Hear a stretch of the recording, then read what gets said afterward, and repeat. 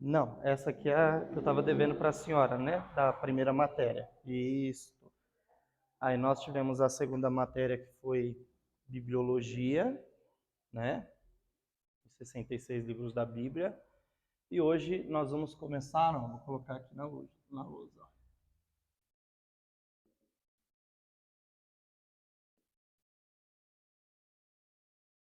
Doutrina de Deus.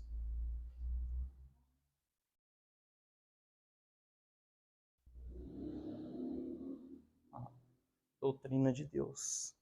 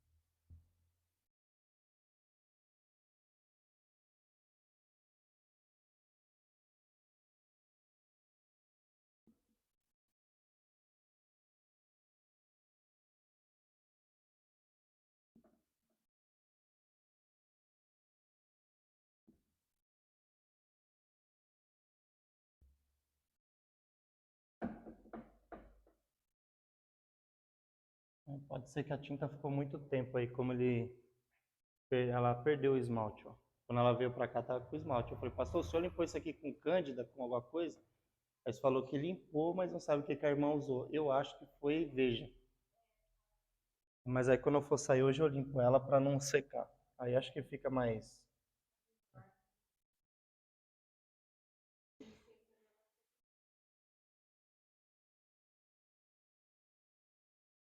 É, tá vendo que você acha que se apagar hoje ela.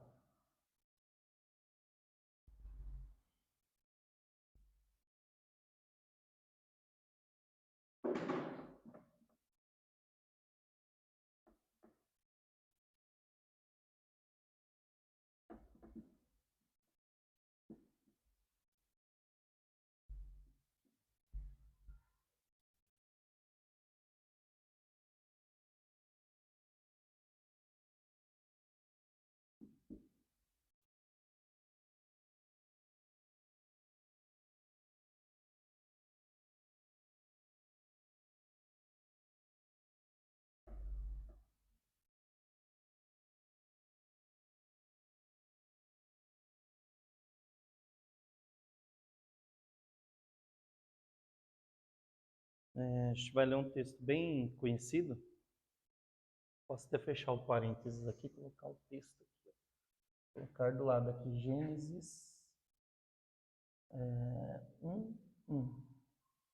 Bem difícil de achar, né?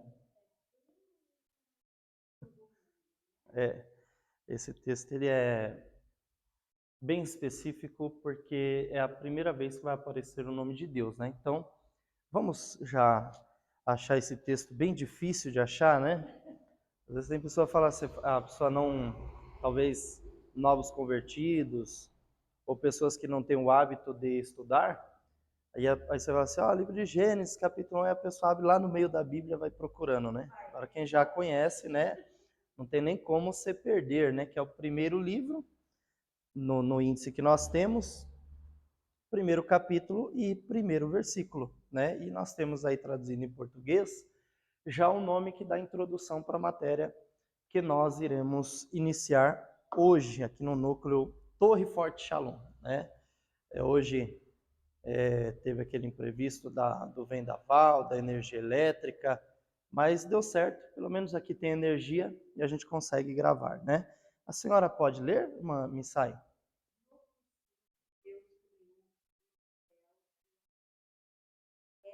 Só um, legal. Ó, no princípio, né, tá igual a minha. No princípio criou Deus os céus e a terra. É bem simples. Vamos fazer uma oração para nós iniciarmos? Senhor Deus, eterno Pai, queremos te glorificar porque hoje nós iremos iniciar mais uma aula com a temática teologia, mais especificamente doutrina de Deus. Iremos entender um pouco melhor sobre os assuntos que falam sobre o Senhor. Por isso queremos te pedir sabedoria, inteligência e que o seu Espírito Santo nos ilumine para que nós possamos, dentro de cada texto, desenvolver melhor a temática desta matéria. Que nós oramos, te agradecemos, em nome de Jesus. Amém. É importante nós participarmos do maior número de aulas presenciais, que é bom, né? Presencial dá para perguntar, tirar dúvida, mas os irmãos daqui têm gostado muito, né, nessa questão de ter a aula gravada, porque no imprevisto, né, ela consegue assistir a mesma aula da temática da sala de aula. Isso é muito bom, né? E depois, quem não conseguir estar presencial hoje, inclusive também os alunos do curso presencial de Piruíbe, né? A irmã Márcia lá de Portugal, os irmãos do Paraguai, assistem também, né? Em português, né? Glória a Deus. Então, nós vemos um texto, né? Que é Gênesis 1:1, tá? Por ser o primeiro capítulo do primeiro livro no índice, não só no nosso, tá?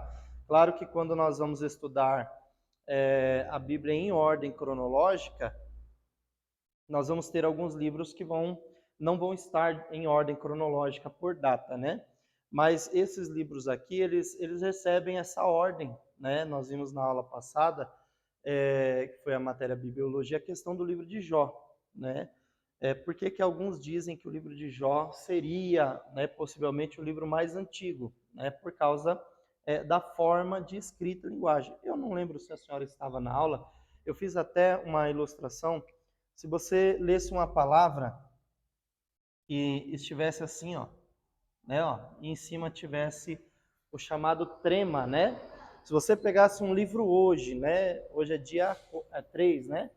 3/11 de 2023. Se você pegasse um livro atualizado hoje, ou na era moderna, século 21, na data de hoje, e você encontrasse isso daqui no livro em português com a gramática atualizada, o que a senhora ia pensar? Lembra? A eloquência, né? E tinha os dois pontinhos do trema. É uma linguagem antiga, né? Hoje não usa mais, né? Hoje você vai escrever eloquência, não precisa mais, né?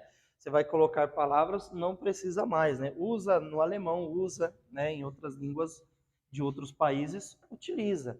Mas aqui no português nosso, nós não utilizamos. Então, quando você pega um livro que tem trema em cima da letra U, você pensa assim, nossa, que livro antigo, né? Inclusive versões de Bíblias, as na nova linguagem de hoje não tem mais. Essa daqui, por exemplo, que é a de Almeida, deixa eu ver o ano desta daqui. Deixa eu ver aqui. De 1995. Ainda tinha palavras, tem palavras nessa Bíblia que tem o trema, né? Então, assim, mas é uma versão de 1995. Se pegar uma versão já mais moderna, do ano, por exemplo, de 2010, você não acha mais trema, tá? Por quê? Porque modernizou. Então, quando você olha para uma linguagem antiga, você identifica isso no livro. Tá? A forma gramatical, por exemplo, hoje não tem, eu tenho uma Bíblia lá de 1862, né? Na nossa Bíblia, quando fala da cidade de Carfarnaum, para nós é Carfarnaum, né? Na versão de 1862, não está o nome da cidade de Carfarnaum, está Carpernaum, né? Então, assim, era uma forma antiga de traduzir naquela época. Aí depois, os lexicográficos, né, os dicionários, os estudiosos, fazendo análise de pergaminhos, descobriram que a tradução mais correta para o nome era Carfarnaum, não Carpernaum, né? E aí, quando você olha para o livro de Jó, acontece isso. A forma de escrita do livro de Jó seria uma das linguagens mais antigas, né? A forma gramatical, as colocações verbais, linguísticas e culturais, históricas, elas são mais antigas do que as outras que são encontradas nos demais livros. Por isso, alguns dizem ser o livro mais antigo, até porque Jó ele acaba entrando como contemporâneo da época de Moisés, mas não tem como provar isso também, né? Nós sabemos que Deus dá a Moisés o que nós chamamos de decálogo, a lei, e aí surgem os escritos do povo de Israel, né? E aí nós temos lá o livro chamado Gênesis, Êxodo, Levítico, Número e Deuteronômio, e que, na verdade, na aula passada nós aprendemos que quando você fala assim, Gênesis, Êxodo, Levítico, Números, Deuteronômio, você está falando palavras gregas. Sabia disso? As palavras hebraicas para estes livros, por exemplo, Gênesis é Bereshit, o Êxodo para nós em grego, né? Se fosse colocar em português o livro de Gênesis, seria princípio, o início, né? Daria, a colocação seria cabível dentro da tradução, ou princípio ou início. A mais correta seria princípio. Em hebraico é Bereshit, em grego é Gênesis, né? Aí a palavra hebraica para Êxodo, por exemplo, se nós fôssemos ter um livro todo traduzido em português, a risca na literal, na forma gramatical, nós teríamos o segundo livro, seria o livro da saída. Porque o Êxodo significa saída, né? Só que é uma palavra grega, Êxodo, em hebraico é Shemot, né? Shemot. E assim acontece com todos os demais livros. Enfim, então assim, da onde vem esses termos, né? Gênesis, Êxodo, era de uma versão bíblica que eu acho que a senhora até anotou aí, chamada LXX, né? Que é a versão 270, a Septuaginta, tá? Aí quando traduziram, tiraram esse nome Pentateuco, ficou para nós. E assim, dentro do Pentateuco, no livro de Gênesis, que é o livro do princípio e do começo, a primeira porção de texto, né? Nós vimos aqui nas aulas que antecederam que a Bíblia não tinha capítulos e versículos, né? Quando Jesus pega, por exemplo, lá em Lucas, o pergaminho para ele ler, o dirigente do culto pegou um pergaminho lá no armário e deu para Jesus, que ia ser a pessoa que ia ler ali o lecionário, e Jesus lê, depois devolve e ele coloca lá o pergaminho. Então, assim, eram muitos pergaminhos, não tinha como carregar uma Bíblia inteira, e até porque na época de Jesus era só o Antigo Testamento, mas eram muitos pergaminhos. Depois a Bíblia foi passando por transformações, até que um tipógrafo francês, né, chamado Robert Stefano, ele vai e introduz versículos na Bíblia. Depois o cardeal Hugo também tem a participação colocando capítulos. Então foi uma transformação ao longo dos tempos para nós termos hoje essa maravilhosa Bíblia que facilita muito, né? Já pensou, a pessoa fala assim, se não tivesse capítulos e versículos, vamos ler o livro de Amós, né? Ou o livro de Oséias, ou o livro de Naum. Nossa, com capítulo já é difícil achar esses livros. Imagina se não tivessem capítulos, índice e assim por diante, tá? Então a Bíblia passou. E olha que interessante, o livro do início, o livro do princípio, o livro do começo, ele já começa dizendo, no princípio criou... Mas quem criou? Deus. Tá? Eu vou ler aqui, né? Senão eu acabo esquecendo, eu coloquei, não anotei, né? Não falei ainda, né? Vamos lá, ó, nessa matéria, né? Tá lá em cima o tema, teologia, doutrina de Deus. Nessa matéria, iremos estudar dentro da palavra, né? Palavra de Deus, aí eu coloquei entre aspas, Bíblia, sobre Deus. Quem é Deus, seus atributos morais e divinos, seus nomes, que ao longo das escrituras sagradas, os escritores sagrados deram por inspiração divina ao Senhor. Então temos nessa aula introdutória uma pergunta, né? Ó, podemos estudar Deus? Né? Nós podemos estudar Deus? Quem consegue estudar Deus? É uma pergunta, né? Com ponto de interrogação. Será que tem como, por exemplo, se eu quisesse estudar aqui esse instrumento musical que está aqui do lado, da Torre Forte Shalom, que é uma bateria. Quisesse estudar ele, eu ia pegar parafuso por parafuso, desmontar, depois eu ia falar, agora eu vou montar, né? Vamos ver se eu aprendi a dinâmica. Então eu estudaria a dinâmica de montar e desmontar. Conseguiria, né? Agora, se eu consigo estudar Deus, tem como, irmã, me sair estudar Deus? Pegar Deus e falar assim, olha, eu vou estudar o Senhor. Tem como? Difícil, né? Difícil não. Isso é impossível, né? Por que que é impossível? Porque Deus é espírito, né? Importa que os adoradores o adorem em espírito e em verdade. E muito mais do que isso. Imagine o que Isaías escreveu, né? E é claro que são formas de linguagem, nós temos uma matéria chamada hermenêutica, mas imagine o que Isaías escreveu dizendo assim, olha, que ele, o Deus Todo-Poderoso que nós estamos falando, mediu as águas do oceano na concha das suas mãos. Então, ó, imagina assim, a concha da mão, quando você vai lavar o rosto ou beber água, seu copo, você pega aquela porção. Deus, ele mediu, é lógico que é uma forma de linguagem na escrita para mostrar o tamanho da grandeza do poder de Deus. Mas imagine o que Isaías está dizendo, Deus mediu as águas do oceano na concha das mãos. Você vai no mar, numa praia, você não consegue ver nem um pedacinho do mar, nem nada do mar, né? Só vê o horizonte e ele some. Aí ele diz que Deus descortina os céus e Deus faz para si uma tenda. Ô glória, chegou mais um sobrevivente da energia elétrica. Então, bem no comecinho, viu, varão? Acabamos de começar. Então, olha só, Deus ele descortina os céus e faz para si uma tenda, né? Quando você vê os cientistas, a gente acabou de ler aqui, ó, nós só lemos aqui essa parte, a gente leu Gênesis 1:1, do princípio criou Deus os céus e a terra, fizemos essa leitura e acabamos de chegar aqui no final dela fazendo uma pergunta assim, ó, podemos estudar Deus, né? Alguém consegue estudar Deus? Dá para estudar Deus? Né? Aí nós pegamos o Isaías, quando ele diz assim, que Deus mediu as águas do oceano na concha das suas mãos, e agora acabei de comentar que ele descortina os céus e faz para si uma tenda. Se você olhar a ciência, até hoje os cientistas eles fazem tem uma instituição chamada NASA, né, nos Estados Unidos, e eles fazem aqueles satélites para ir para o espaço, eles tentam fazer aquelas lentes para poder enxergar planetas distantes, mesmo assim eles não conseguem alcançar o limite da expansão da criação de Deus na eternidade, tudo que foi criado como a gente chama de universo, né? O homem não consegue enxergar todo o universo. Com a maior tecnologia que ele inventar, ele não consegue enxergar o universo. Se conseguisse, ele ia fazer isso em linha reta, não é? Porque ele não ia conseguir jogar um satélite, um instrumento, uma lente que fizesse isso em 360 graus. Se ele conseguisse fazer em 360 graus, ele faria isso olhando para a dinâmica que fosse colocado, mas para a parte de baixo do globo não conseguiria. Então, jamais o homem conseguirá enxergar. E Isaías diz que ele descortina os céus e faz para si uma tenda. Então, assim, esse Deus é grande ou ele é pequeno no que Isaías transmite? Ele é grande ou é pequeno? Aí, é claro, né, nós estamos falando de formas de linguagem. Tem a questão da hermenêutica, de interpretar. Lógico, né, gente? Isaías está mostrando que Deus é grande. Ninguém consegue se comparar ao seu poder.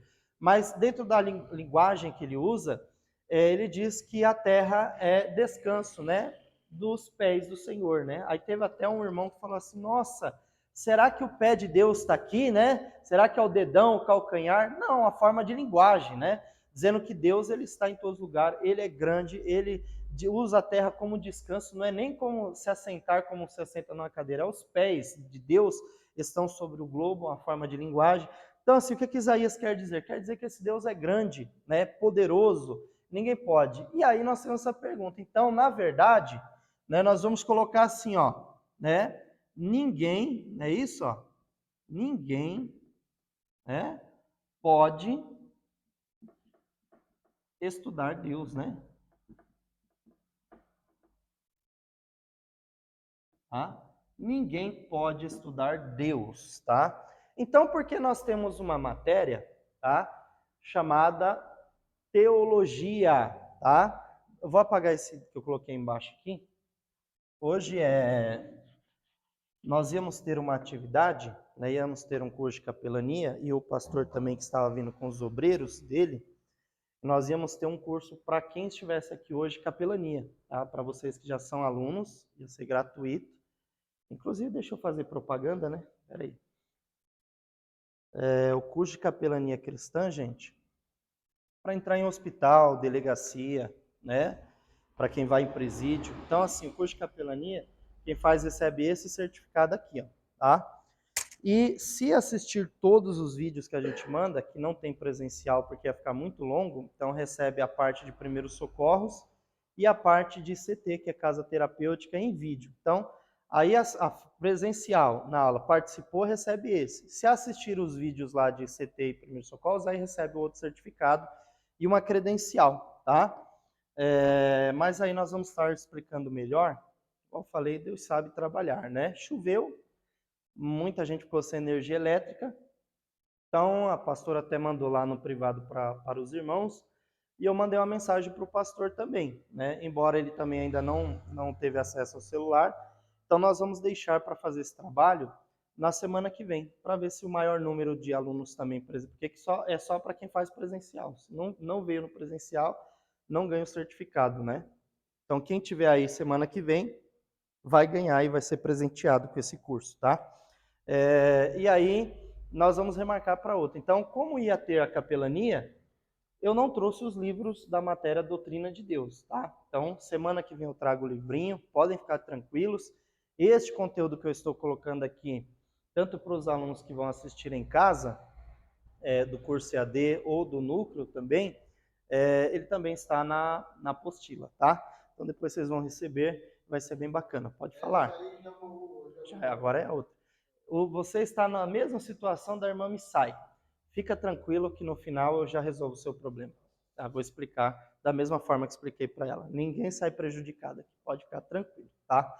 Então assim, né, nós fizemos aqui, ó, ninguém pode estudar Deus, né? Então, por que nós temos uma matéria justo com esse tema? Teologia, doutrina de Deus, tá? Ou seja, a palavra doutrina, tá? Vou colocar aqui, ó, a origem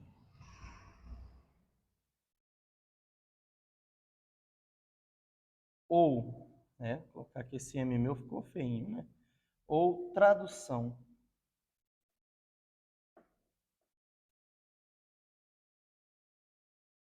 da palavra teologia é teos mais logia.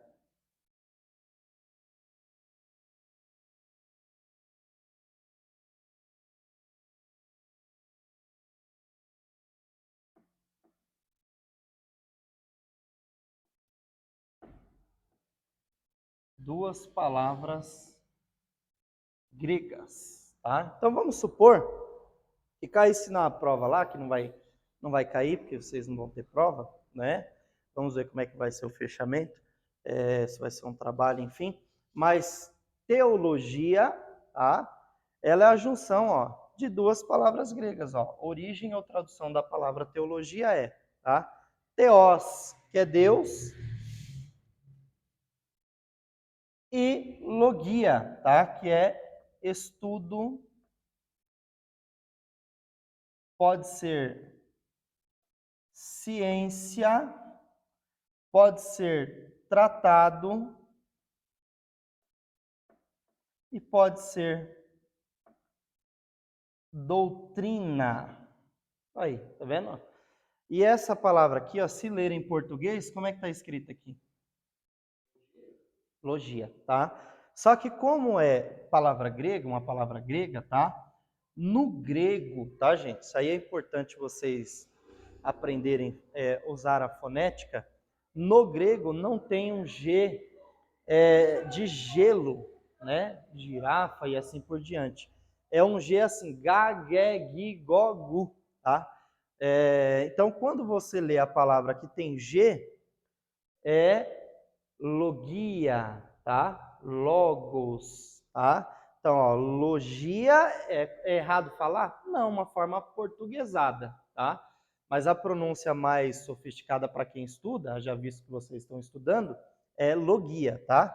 Então, theos, Deus, e logia, que tem vários sentidos entre estudo, ciência, tratado e doutrina. Por que que nós falamos doutrina? Lembra que eu coloquei aqui a sistemática, as 10 maiores doutrinas da Bíblia? Todas elas vai ter a palavra logia. Ó, bibliologia, teologia, cristologia e assim por diante, tá? Então, por que que nós atribuímos a palavra doutrina, tá? Porque a Bíblia é um livro religioso, tá? Um livro sacra, um livro de inspiração divina. Então, nós não colocamos palavras que dão sentido ao cunho lógico, tá? Mas sim doutrina, porque é um livro religioso a ser estudado, a ser meditado e assim por diante, tá? Então, teologia, basicamente, tá?